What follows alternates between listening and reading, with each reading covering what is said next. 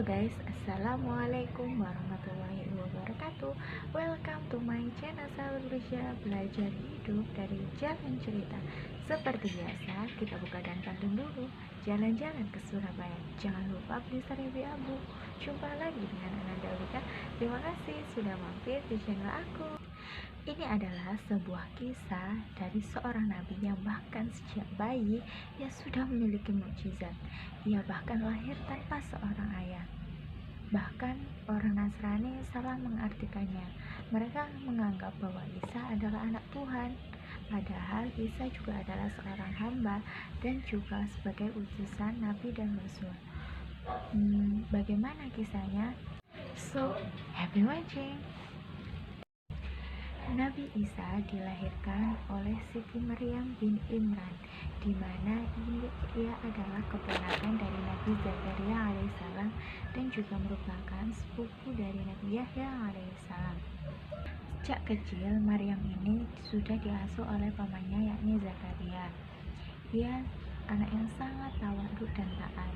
Kemudian ketika ia menginjak dewasa, Siti Maryam ini sering mengurung diri di tempat ibadah karena ia merupakan wanita yang sangat taat. Suatu ketika Nabi Zakaria ini memeriksa keponakannya.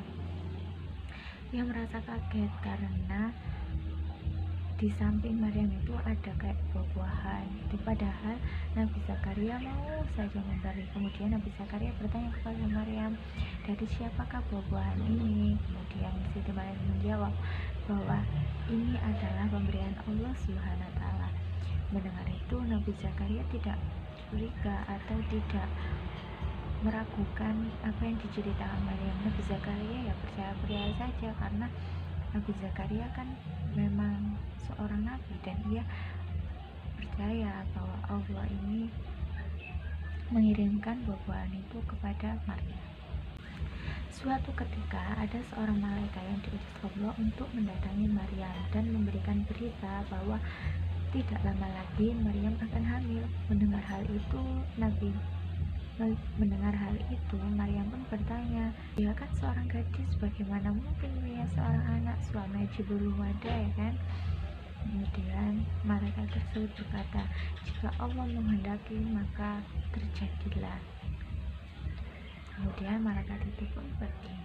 Dan benar saja, tak lama kemudian Maryam hamil. Kemudian warga merasa hal ini pun didengar sampai ke telinga warga sekitar. Mereka mengira bahwa Maryam sudah berbuat kotor. Kemudian mereka pun mengusir Maryam. Maryam pun pergi. Beberapa bulan kemudian Siti Maryam pun melahirkan Nabi Isa di bawah pohon kurma. Bayi itu lahir dengan selamat. Kemudian Allah merawat Maryam dan Nabi Isa dengan sangat baik. Bahkan ketika Maryam merasa kelaparan, ia hanya menggoyangkan pohon kurma itu sedikit saja, kemudian kurma itu berjatuhan.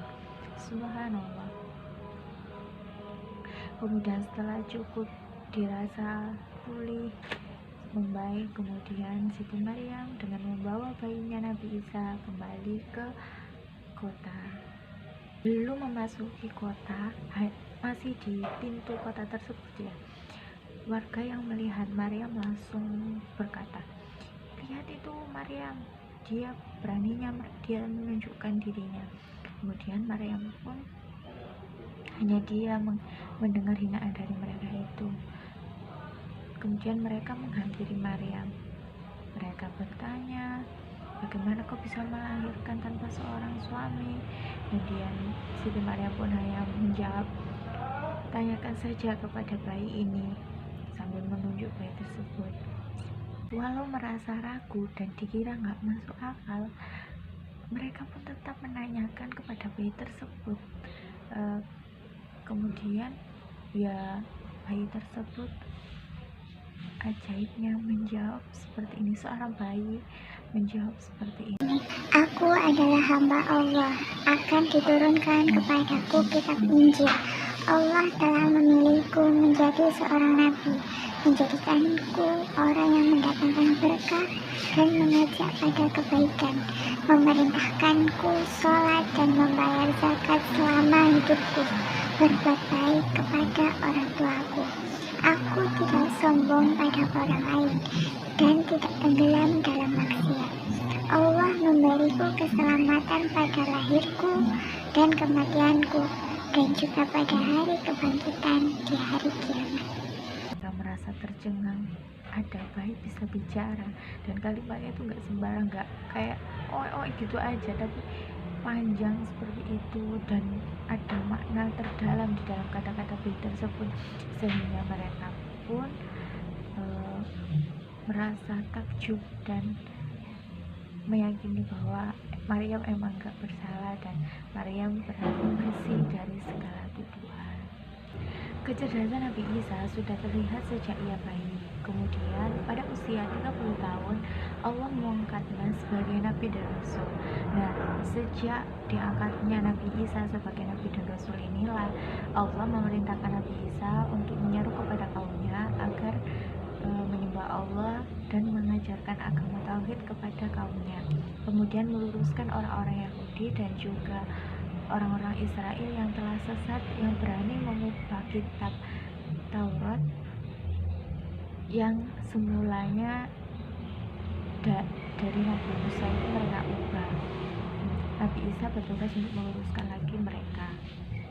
Yang sebelumnya Nabi Isa ini sudah diajarkan oleh Allah kitab Taurat dan juga Injil. Dan ya, Nabi Isa juga mengabarkan bahwa kelak di akhir zaman akan ada seorang nabi yang bernama Ahmad atau Muhammad.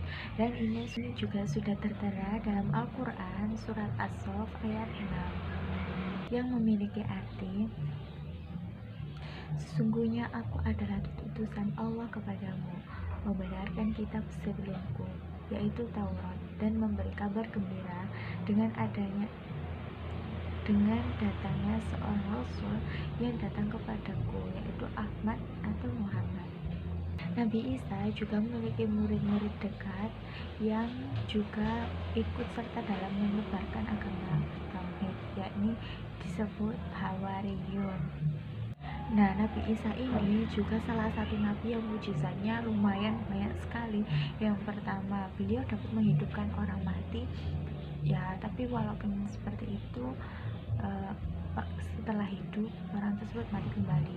Yang kedua, Nabi Isa dapat membuat burung dari tanah liat, kemudian setelah ia tiup, burung itu dapat terbang, memiliki nyawa seperti burung hidup seperti biasanya. Yang ketiga, ia dapat menyembuhkan orang buta. Yang keempat, ia dapat menyembuhkan orang yang sakit. Yang kelima, Nabi Isa juga mengetahui makan apa yang mereka simpan di rumah mereka dan apa yang mereka makan. Dan yang keenam, Nabi Isa juga dapat menurunkan makanan dari langit atau makanan dari surga ketika kaumnya ini menginginkannya. Wallahu a'lam bishawab. Tapi menurut hadis sahih bahwa kelak Nabi Isa akan diturunkan oleh Allah menjelang hari kiamat.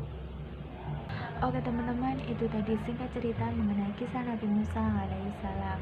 Terima kasih buat yang sudah nonton, semoga bermanfaat. Jangan lupa like, komen, dan subscribe-nya. Terima kasih. Wassalamualaikum warahmatullahi wabarakatuh.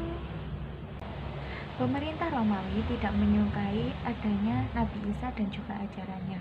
Mereka menganggap bahwa Nabi Isa ini akan mengancam pemerintahan mereka, sehingga mereka mengerahkan tentaranya untuk membunuh Nabi Isa dan menangkap Nabi Isa.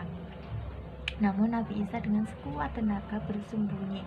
Namun ada salah satu murid Nabi Isa yang berkhianat dan memberitahukan kepada tentara Romawi bahwa atas keberadaan Nabi Isa ini bersembunyi.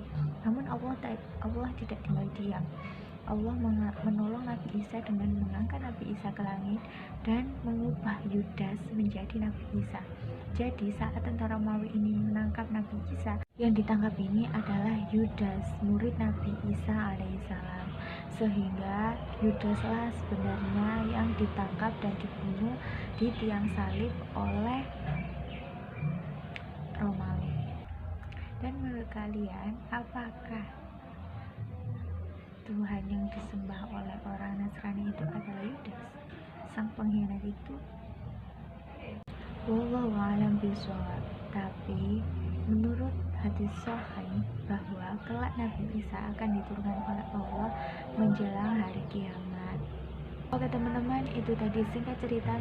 Terima kasih buat yang sudah nonton, semoga bermanfaat. Jangan lupa like, komen, dan subscribe-nya. Terima kasih. Wassalamualaikum warahmatullahi wabarakatuh.